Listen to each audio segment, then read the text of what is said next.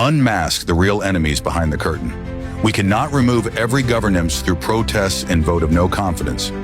My brothers and sisters of Papua New Guinea, my fellow activists, creators, thinkers, and warriors of truth, today I stand before you with fire in my chest and sorrow in my heart, but also with conviction in my voice. For too long, we have cried out against our governments. We have marched on the streets, carried banners, faced the barrels of police rifles, and spilled blood demanding change. We shouted against Sir Julius Chan during the Bougainville crisis, when the land of Panguna bled and our own people turned weapons on each other. We shouted against Sir Makir Marauda when World Bank and IMF reforms threatened to strip our people of their land and privatize our birthright.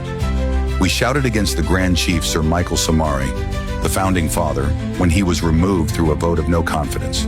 We shouted against Peter O'Neill, and now once more, we raise our voices against James Marap. But my people, how many times will we do this dance? How many times will we topple governments only to find ourselves poorer, weaker, and more divided?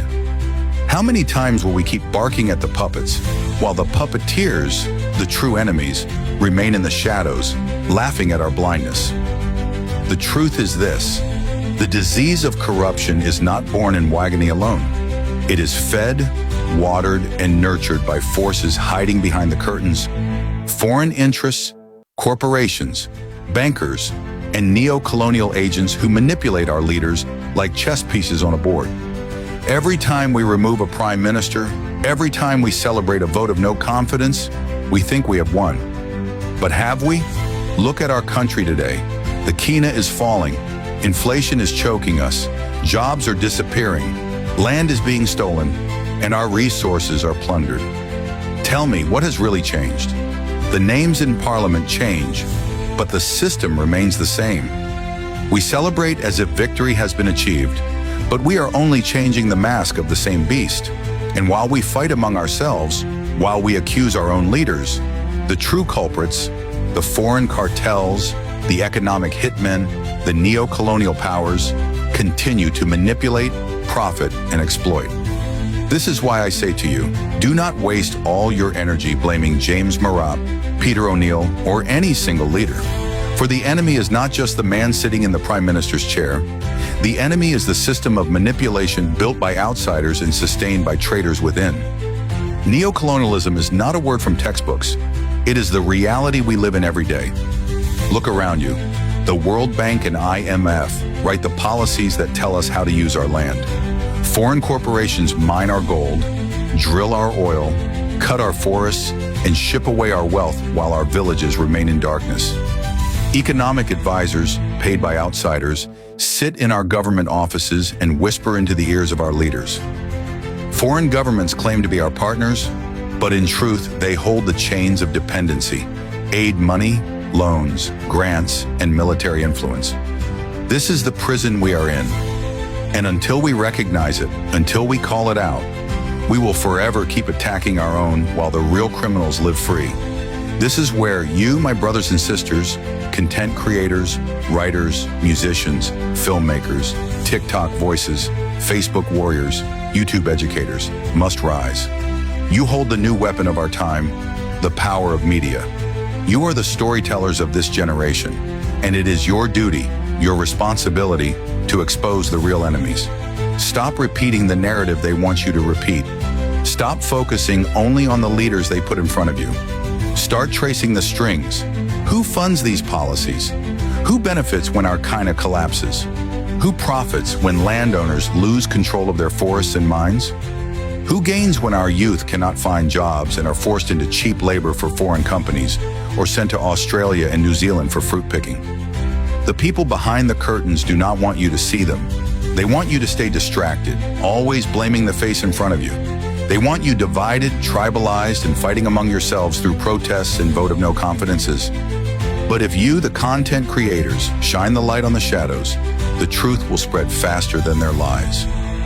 Let us unite for the bigger fight. We cannot keep removing governments and expect salvation.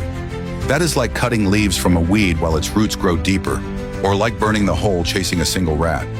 The time has come to strike at the roots, Let's demand economic sovereignty by rejecting foreign-dictated reforms that sell our land, exposing multinational corporations who rob us of our gold, oil, gas, and forests, educating our people about the global systems of control, debt traps, trade manipulation, and neo-colonial exploitation. Demanding transparency not just from our leaders, but also from the foreign institutions that hold them hostage. Our protest should not only be outside Parliament House, our protest should also be against the foreign embassies and corporations that write our policies from hidden boardrooms. Remember, Bougainville was not just a crisis of bad leadership. It was a crisis born from foreign greed, from mining giants who cared more about profits than human life. Remember, the land reforms and privatization schemes were not born in PNG. They were dictated by Washington and Canberra. Every crisis we have faced was not just about our leaders' failures. It was about outside powers pulling the strings. Until we see this, we are like blind men punching at the air. So I stand here today to call upon all Papua New Guinean content creators, activists, and truth-tellers. Shift your target, widen your vision, unmask the real culprits. Do not stop holding our leaders accountable, but also do not stop at them. Go deeper, investigate, question, expose. Show the people that the struggle is bigger than Marape, O'Neill, Somari, or Marauda. Show the people that the struggle is against neo-colonial powers who hide behind the curtain, bleeding us dry. If we fail to do this, then I tell you now, we will remove Marape today, only to remove the next leader tomorrow, and the next one after that, while the real enemy keeps control. But if we succeed, if we unite, if we rise, if we expose the shadows, then we can finally break free from this endless cycle. We can finally take back control of our resources, our economy, and our destiny. Papua New Guinea, the land of 1,000 tribes, the land of heroes who carried the wounded as fuzzy-wuzzy angels, the land rich with gold, oil, fish, and fertile soil. You were not born to be poor. You were not born to beg. You were not born to be chained by outsiders. So rise up. Rise up not only against corruption in Waigani, but also against the hidden hands in Washington, Canberra, London, and Beijing. Rise up not only against the failures of your leaders, but against the puppeteers who control them. The time for ignorance is over. The time for distraction is over. The time for unity and truth has come. Content creators, activists, warriors of this digital age, arm yourselves with knowledge, sharpen your words like swords, and let us fight the real war, the war against neo-colonialism. Only then will we stop this endless cycle of betrayal. Only then will PNG be truly free. Please like, comment, share, and subscribe to PNG Ways Fighting Neo-Colonialism in Greater Melanesian Tribes from the mountains of West Papua to the islands of New Caledonia spreading along the South Pacific Oceans. God bless Papua New Guinea, and may truth light our way.